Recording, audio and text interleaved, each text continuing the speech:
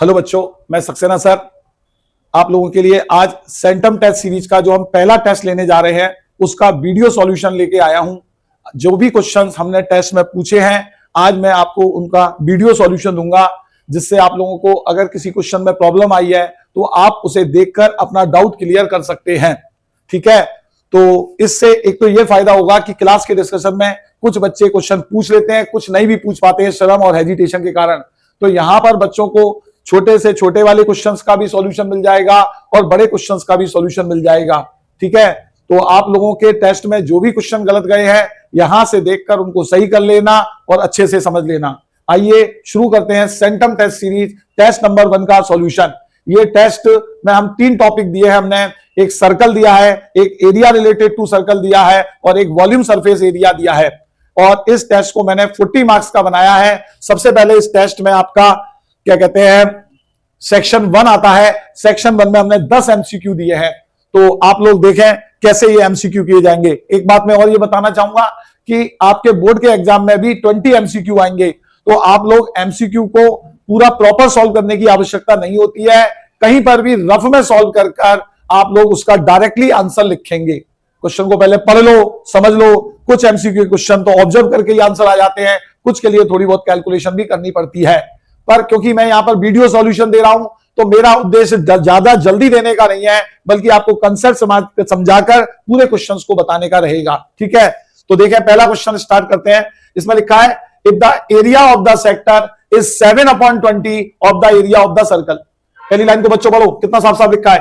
Area of sector जो है ना वो 7/20 times of the area of circle है। ये हमारे को क्वेश्चन में बच्चों दिया हुआ है। तो क्या दिया हुआ है क्वेश्चंस के अंदर, आप लोग देखें बड़े ध्यान से। क्वेश्चंस के अंदर हमको दिया हुआ है, तो वो मैं यहां पर लिख दे रहा हूं। पहली लाइन वो कह रहा है एरिया ऑफ सेक्टर, यहां पर मैंने लिखा एरिया ऑफ सेक्टर इक्वल है 7/20 times area of circle. Area of circle, ठीक है, बात समझ में आई। एरिया ऑफ सेक्टर 7/20 टाइम्स से तो मल्टीप्लाई का साइन लगा दो, एरिया ऑफ सर्कल ये गिवन है। तो वो हमसे ये कह रहा है कि अगर ऐसा है तो आप हमें सेक्टर एंगल बताओ कितने डिग्री का होगा। तो आप लोग जानते हो एरिया ऑफ सेक्टर क्या होता है। यस सर, हम जानते हैं एरिया ऑफ सेक्टर होता है θ/360 into πr²। This is the area of sector. और अकॉर्डिंग टू क्वेश्चन ये है 7/20 इंटू एरिया ऑफ सर्कल यानी कि πr²।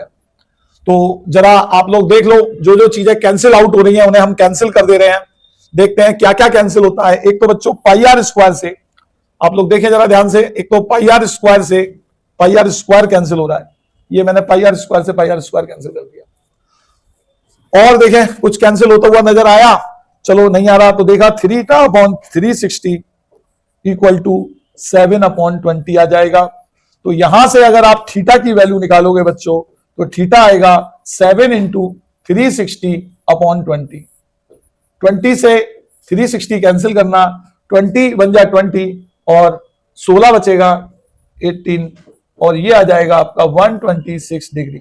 This is answer. तो बेटा जब आप आंसर लिखें तो कैसे लिखेंगे उसका तरीका सीखें। तो देखा हमने चारों में से हमारा ऑप्शन डी सही आ रहा है, तो आप अपनी कॉपी पे सबसे पहले डालेंगे क्वेश्चन नंबर 1, कौन सा ऑप्शन सही है वो ऑप्शन लिखेंगे और क्या ऑप्शन है वो भी लिखेंगे 126 degree and this is answer. ये प्रोसीडिंग होनी है चाहिए बच्चों क्वेश्चंस करने की। देख लो ध्यान से कैसे सबने किया है। और मैंने बताया कि मेरा यहाँ पे उद्देश्य ये नहीं है कि जल्दी से फटाफट बता दिया। अगर किसी बच्चे का बिल्कुल वीक कंसेप्ट है तो भी वो इस क्वेश्चंस को अगर देखेगा तो 100% गारंटी है कि उसको समझ में आएगा। तो ये आपका क्वेश्चन नंबर 1 हो गया। इसके बाद बच्चों हम अब आगे लेते हैं क्वेश्चन नंबर 2। क्वेश्चन नंबर 2 में देखें आप क्या लिखा है। ये एक फॉर्मूला बेस्ड क्वेश्चन है।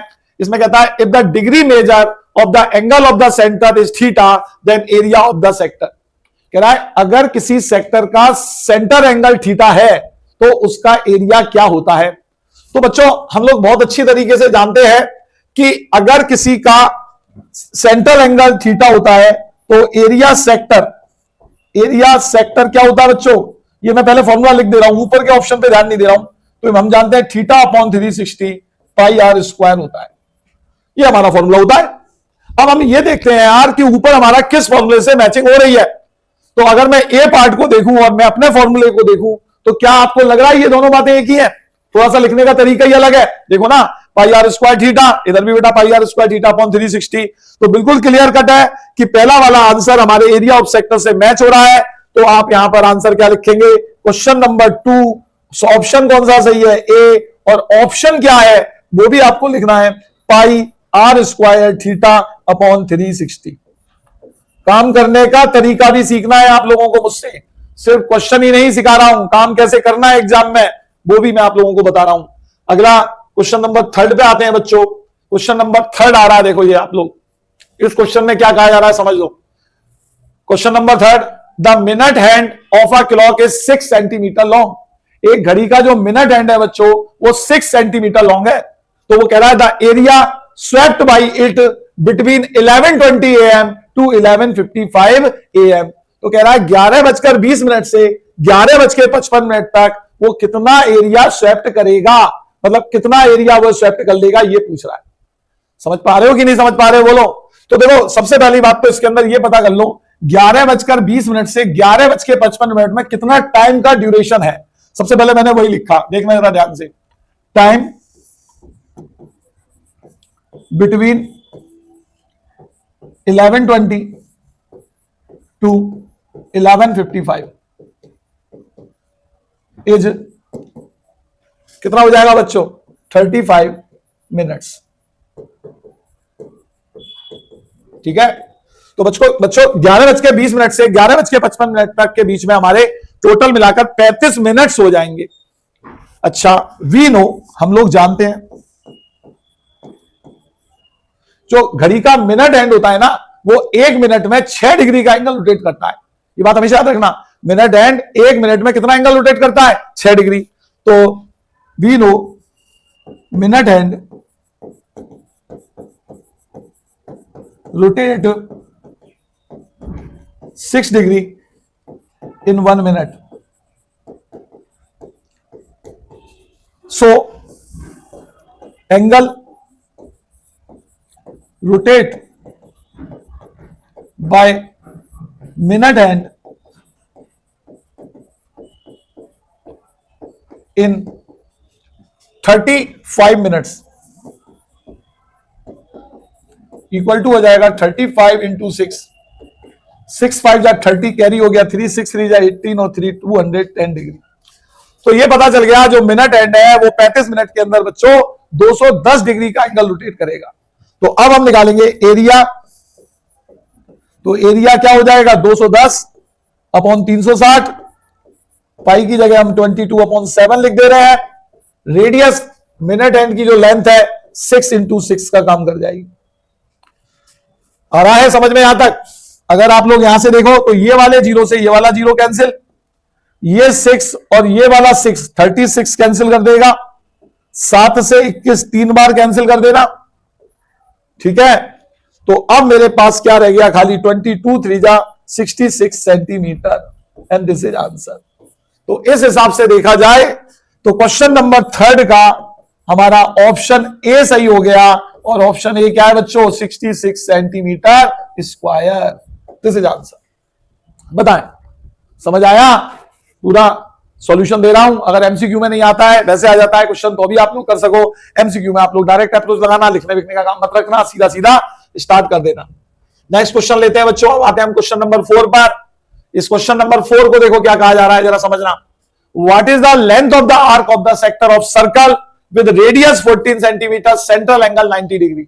लेंथ ऑफ आर्क निकालनी है बच्चों इस बार।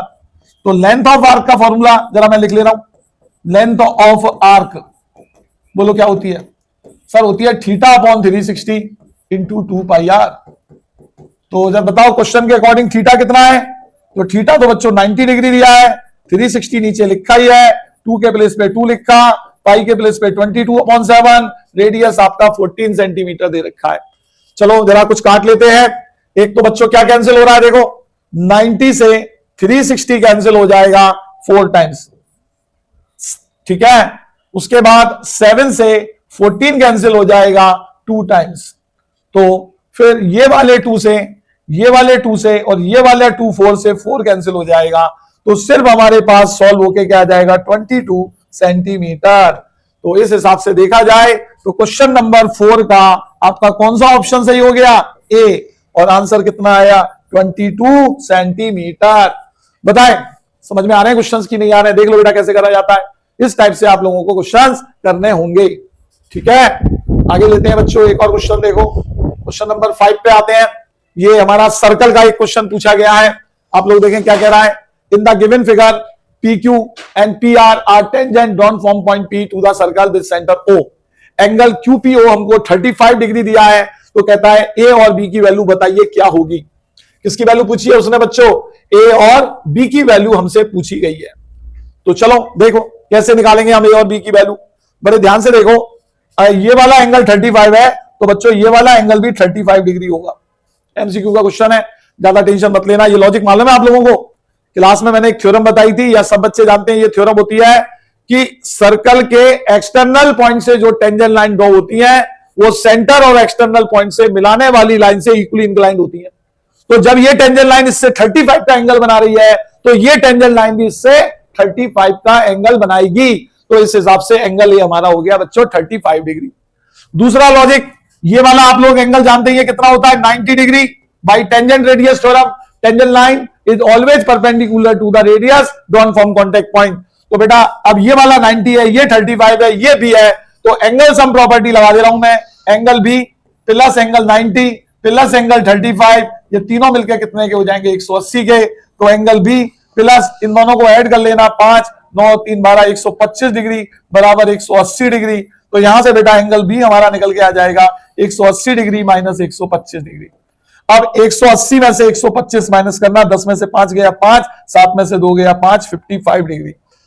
तो आपने क्या देखा? एंगल ए 35 आ गया, एंगल बी 55 आ गया। इस हिसाब से ऑप्शन बी सही हो गया। तो क्वेश्चन नंबर 5 ऑप्शन हमारा बी सही है। और ऑप्शन क्या है? A equal to 35 degree and B equal to 55 degree and this is answer. बोलो समझ आया कि दोबारा से एक्सप्लेन करूं? अच्छा सवाल था ये, ऐसे क्वेश्चन आ जाते हैं बच्चों। आगे देखें एक और बताते हैं। इस बार क्वेश्चन आया है हमारे पास, जो क्वेश्चन आया है बच्चों इस बार वो आया है वॉल्यूम सरफेस एरिया का। देखो क्या कह रहा है जरा समझना। Volume of the largest right circular cone that can be cropped out from a solid cube of side 2 centimetre. वो कह रहा है एक क्यूब है हमारे पास साइड 2 सेंटीमीटर का, उसमें से आपको बड़े से बड़ा, जितना ज्यादा से बड़ा कोन को क्रैप्ड आउट करना है और उसका वॉल्यूम निकालना है। तो बच्चों ये बात बिल्कुल क्लियर है कि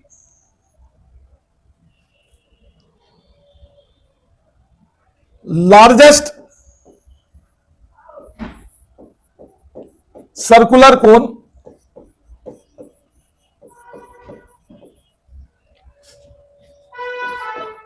क्रैप्ड आउट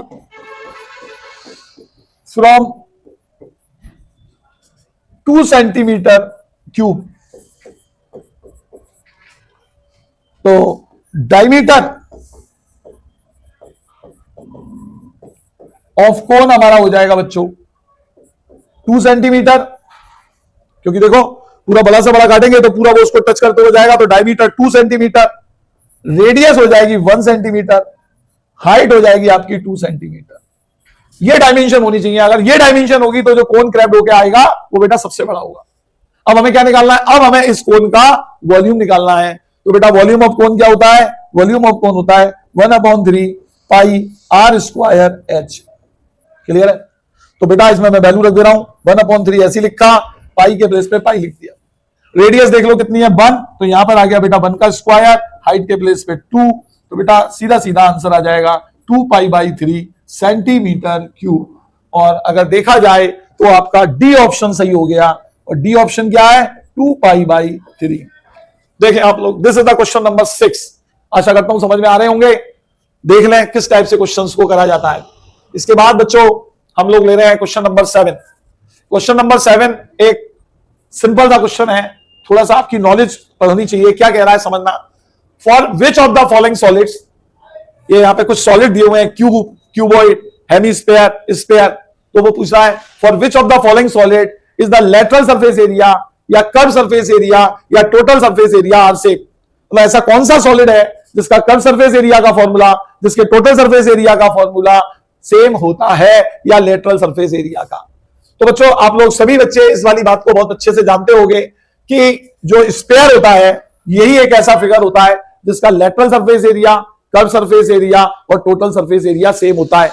क्योंकि बेटा स्फीयर के अंदर कोई बेस नहीं होता, चारों तरफ से कर्व्ड ही कर्व्ड होता है। तो कर्व्ड कह लो, लेटरल कह लो, टोटल कह लो, ऑल आर सेम।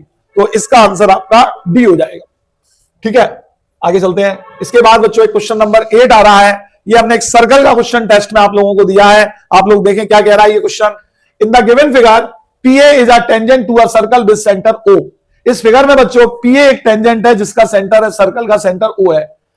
ओपी आपको 10 दे रखा है, ये पूरी बेटा आपको 10 सेंटीमीटर दे रखी है। तो कहता है एपी की लेंथ बताइए। ठीक है, तो सबसे पहली चीज तो बच्चों एक बात यहां पर ये आई कि ये जो आप लोग देख रहे हैं दिस वन, ये वाला एंगल 90 डिग्री हो जाएगा बाय टेंजेंट रेडियस थ्योरम से। अच्छा, ये 90 डिग्री हो गया तो ये 90 के डिग्री के सामने का ये हाइपोटेन्यूस हो गया। अगर इस वाले एंगल की बात करूं तो बेटा इस एंगल के सामने ये क्या साइड कहलाएगी, परपेंडिकुलर, और जो बची वो बेस। तो यहां पर मैं क्या करूंगा बच्चों, ट्रिग्नोमेट्री का यूज कर दे रहा हूं इस एपी साइड को निकालने के लिए। अब देखो इस ट्रायंगल को अगर बड़े ध्यान से देखो तो मुझे हाइपोटेन्यूस की लेंथ मालूम है और मुझे बेस की लेंथ पता करनी है। तो जरा सोच के बताओ ऐसा कौन सा ट्रिग्नोमेट्री रेशियो होता है जो बेस और हाइपोटेन्यूस से कनेक्ट होता है। तो बोले सर ऐसा तो कॉस होता है। हम जानते हैं कि कॉस 30 डिग्री, एंगल 30 इसलिए 30 लिख दिया, बराबर होता है बेस अपॉन हाइपोटेन्यूस। कॉस 30 के प्लेस पर मैंने बेटा √3/2 लिख दिया।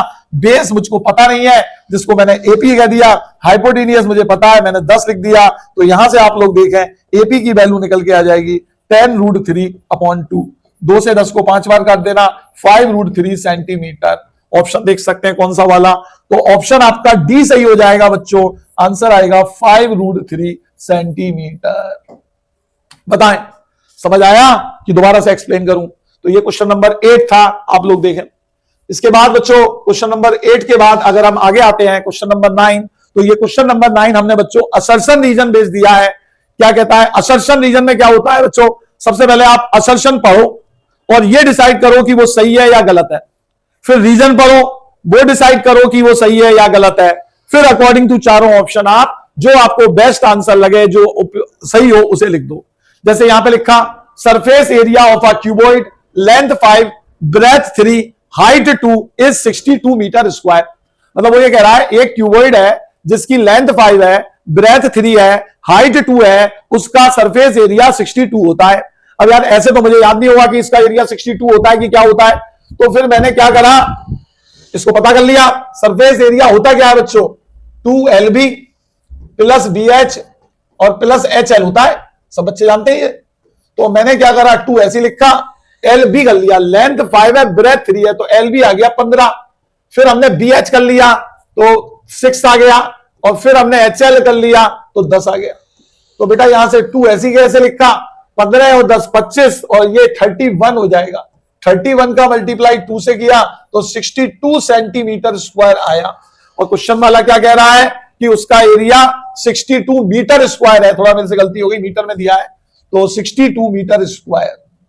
तो ये बच्चों 62 मीटर स्क्वायर हो गया। तो इसका मतलब क्या हुआ, असर्शन ठीक है ना। अब आ जाते हैं रीजन पे। रीजन में कह रहा है कि सरफेस एरिया ऑफ क्यूबॉइड ये होता है। जरा गौर से देख लो, सरफेस एरिया का फॉर्मूला ये होता है कि नहीं होता है। जरा गौर से देखो, ये होता है कि नहीं होता है। अरे बिल्कुल होता है सर, तो रीजन भी सही है। तो बेटा असर्शन और रीजन अगर दोनों सही हो गई तो अब आपको यह सोचना पड़ता है कि जो असर्शन सही हुआ है उसका कारण क्या नीचे वाला स्टेटमेंट है या नहीं है। तो आपको साफ दिख रहा है कि हमारा असर्शन जो 62 आया है वो इसी फॉर्मूले को यूज करके आया है। तो यहां पर आपका ऑप्शन ए बिल्कुल सही माना जाएगा। Both assertion and reason are true and reason is the correct explanation of assertion. तो आपका इस पर ए पे आपका सही हो गया। ठीक है, इसके बाद नेक्स्ट क्वेश्चन लेते हैं बच्चों। क्वेश्चन नंबर 10 है, at the point of contact a tangent to a circle always perpendicular to the radius. ये एक स्टेटमेंट है बच्चों। वो कह रहा है at the point of contact, जो सर्कल का पॉइंट ऑफ कॉन्टैक्ट होता है, टेंजेंट टू अ सर्कल हमेशा परपेंडिकुलर होती है रेडियस पर। बिल्कुल सही बात, इसे कहते हैं टेंजेंट रेडियस थ्योरम, यानी कि असर्शन ठीक है। रीजन में कहा the point where a tangent touch a circle is the only point of contact between the tangent and the circle। तो कह रहा है जहां पर टेंजेंट सर्कल को टच करती है वो केवल एक ही पॉइंट होता है सर्कल और टेंजेंट के बीच में। तो ये भी बात बिल्कुल सही है। अब बताओ ऊपर वाली बात को सही होने में नीचे वाली बात का कोई रोल कोई नहीं, उसका कंसेप्ट अलग है, इसका कंसेप्ट अलग है। तो इसलिए इसका ऑप्शन बी सही हो जाएगा बच्चों। कौन सा सही हो जाएगा? ऑप्शन बी सही हो जाएगा। Both assertion and reason are true but reason is not the correct explanation of assertion A. समझ में आ गई बात? बोलो नहीं समझ में आई तो दोबारा समझा देंगे, ठीक है। तो ये बच्चों हमने सेक्शन ए आपका पूरा कंप्लीट सॉल्यूशन दे दिया है।